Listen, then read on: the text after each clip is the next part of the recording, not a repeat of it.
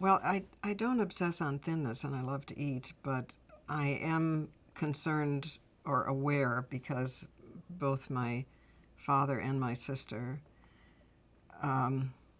shortened their lives by how much they weighed.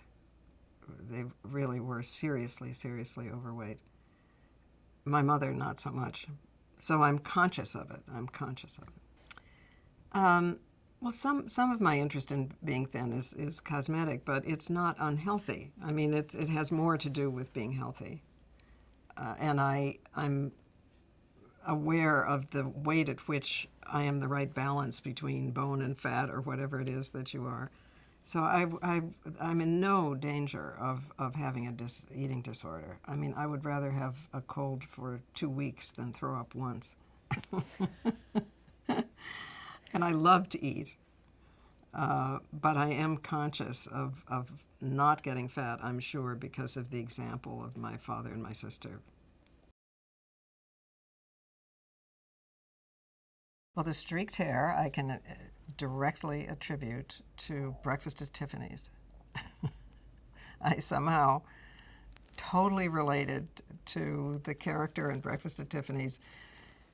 She says at one point she's living in a tiny little house. She's married to, in the country, she's married this guy just in order to be able to take care of her brother.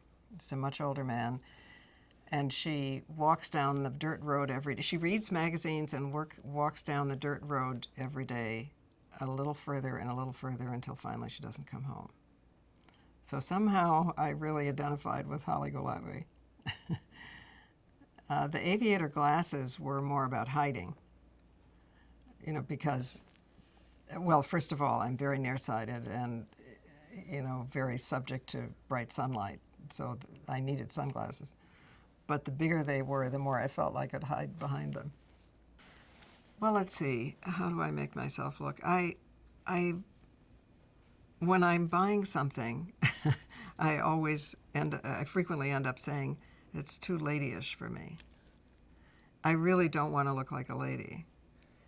I don't see why I should make myself look unattractive and give in to the idea that to be smart or serious, you have to give up all decoration. We should be able to wear whatever we want. I met the actress who did Legally Blonde, Reese Witherspoon. I was sitting next to her one day, and she said that she'd done the role Legally Blonde because of me. I said, really? Amazing. And she said, yes, because I heard you once say we should be able to wear anything we fucking well please and be taken seriously. So I do believe that. I got my hands from my father, not my mother, who had very creative, competent hands. My father had these long, artistic hands, which he was kind of ashamed of because he didn't think they were properly masculine. So he wouldn't wear a ring, for instance. But both my sister and I inherited his hands. I have no idea if I was a hottie or not. I didn't see myself as a hottie except sometimes when it was a detriment. I remember the most memorable was walking into a Life magazine editor where my agent had sent me, and he looked up from his desk and said, "We don't want a pretty girl, we want a writer. Go home." That was it. But fortunately, New York Magazine came along, and fortunately, Clay Felker, as an editor, was as open to ideas from women as from men.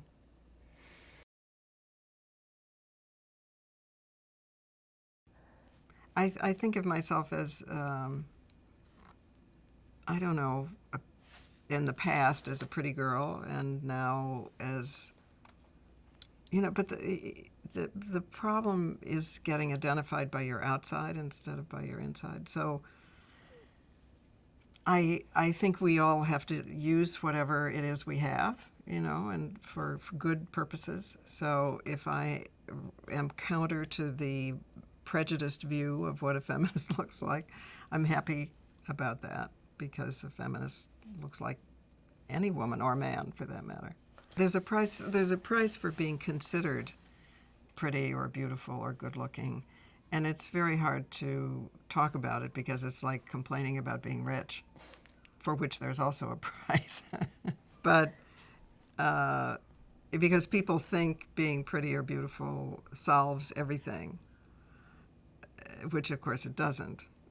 And also the hard part for me, I must say the painful part, is that that I work really hard, and then the result is attributed to looks. It's really painful, and you would think at 76 that would go away, but it's still there sometimes.